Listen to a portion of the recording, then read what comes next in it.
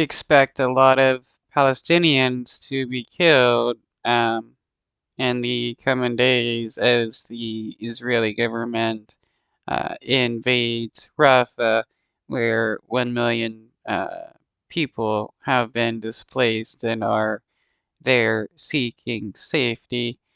Uh, the United States, their biggest ally, has told them not to do this ground offensive, but the Israeli government is going to do it anyways because this has been their end goal, to get people concentrated into a small enough area to where they can then uh, bomb them and do ground offenses and stuff and kill as many Palestinians as possible.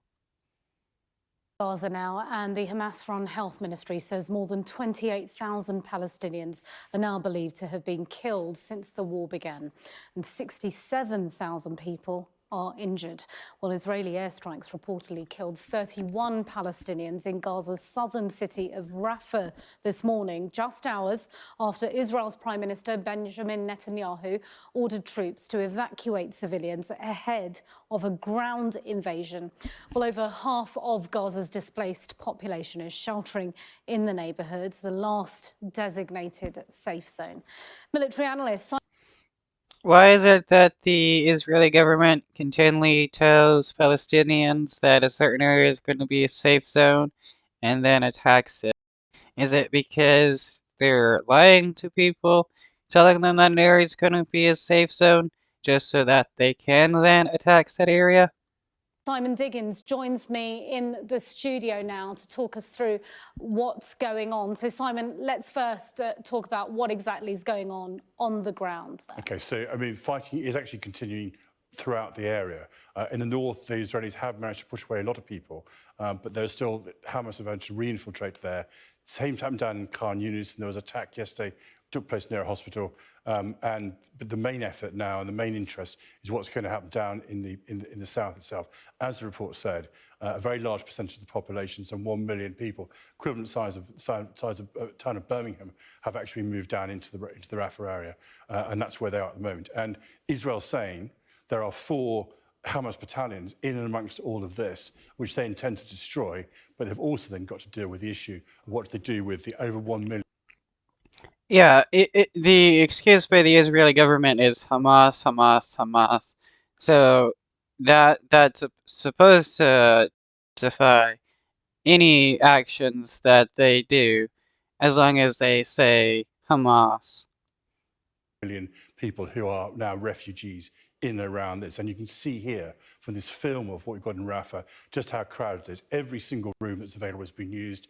Backyards, everywhere has been, people are putting up tents wherever they can to try and survive. Yeah, an extraordinary amount of humanity crammed into one space. So given that these are the parameters we're dealing with, we've already heard of an airstrike and a potential ground invasion. What can we expect then next from the IDF? Well, hopefully not what we've had before. You know, we've had over 100,000 casualties that being created from their previous efforts from there.